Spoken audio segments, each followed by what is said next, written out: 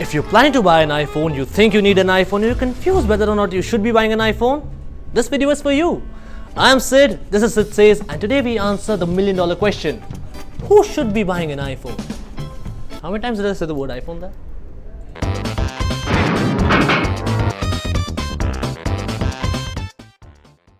Firstly, let's understand this. Anyone can buy an iPhone. There is no barrier on who can and who cannot buy one. Even though I believe nowadays everyone is buying an iPhone. गांव में बात करना है। ये card है। क्या करूँ? इस पे। iPhone। एक काम कर iPhone मेरे को दे दे रिचार्ज। अबे लेकिन किसका है? डापा है, चोरी का है? नहीं है मेरा। पकड़ा जाएगा। And then there are those who in my opinion don't need an iPhone, but they do get one. And then there are those as well who in my opinion need one, but they won't. And by the end of this video, you shall have a clear perspective on whether or not you should spend your hard-earned gold on this phone or not. And I would be looking at both perspectives, the good and the bad. So let's just begin. Big iPhone. So, the first set of people whom I don't recommend buying an iPhone at all are those who love customizations. If you love to tweak your phone, you love to fiddle around with it, you want to change themes, change how it looks, change all its aspects, iPhones are just not your type. Forget themes. The only thing Apple allows you to change on their headphones is wallpaper and ringtone. You can't even decide where you want to place an app on the home screen.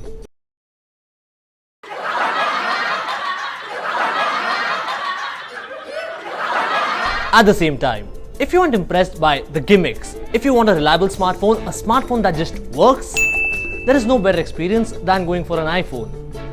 I have seen Android flagships getting slowed down within 6 months of their usage, but my old iPad 4 still runs as smooth as silk. And that is the reason, optimization, because of which an iPhone with 2 GB of RAM can kick ass of an Android flagship with 6 gigs of it.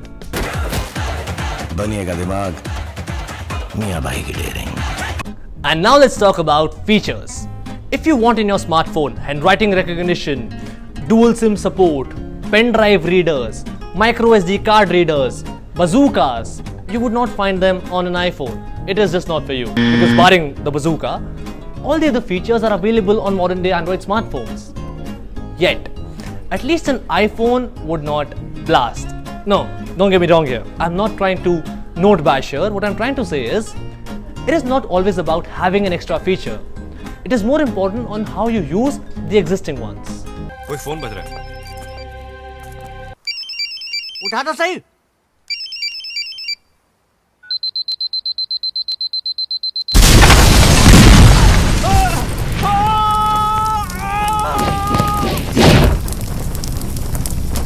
And one more solid reason for buying an iPhone is if you travel a lot. No, it still is very dicey to roam around with a 70,000 rupee smartphone, but if you by chance damage your phone on a trip, chances are, in most parts of the world, you would likely find an Apple service center.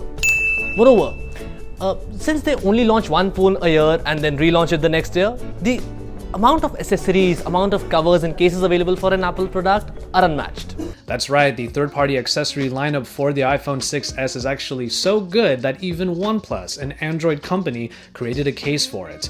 Plus, if you chunk it down, corporates are getting a full suite of productivity apps pre-installed on their smartphones. Photographers are getting one of the most capable smartphone cameras out there in the town, and music enthusiasts are getting exclusivities like Apple Music and iTunes. Yet, those very same people might not appreciate the removal of a headphone jack. And to those people who watch a lot of multimedia content on their devices, I do not recommend the iPhones. iPhone 7 is still not Full HD, while the iPhone 7 Plus is still just Full HD. While the displays are great otherwise, they can't be compared to a Quad HD Super AMOLED display panel on a Samsung smartphone, especially for those of you who love virtual reality. If a turntable rotates through 720 degrees in 1 second, how many rotations does it take in 1 minute?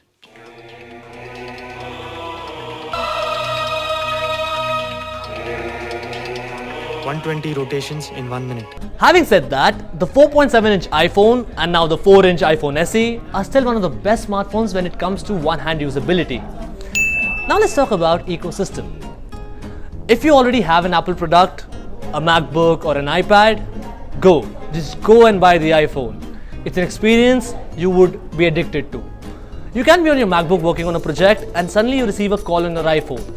Without even touching the phone, you can receive the call directly on your MacBook. You can be watching a website on your iPhone and you reach home and switch on your iPad.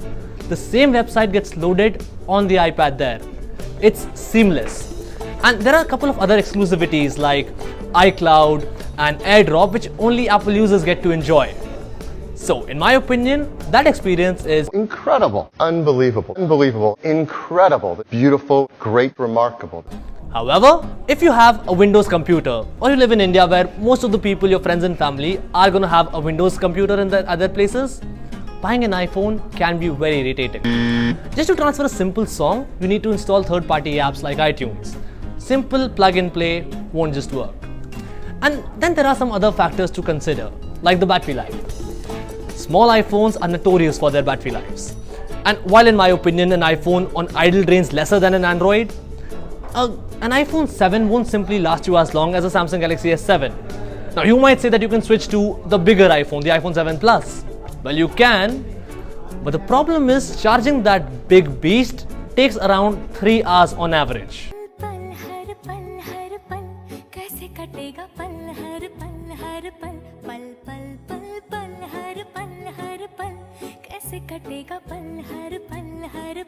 At the end, it all boils down to what you do with your smartphone. If you like to tweak your smartphone a lot, or if you want it to have bazillion features which you may or may not use depending on what you do with it, an iPhone won't do you any good.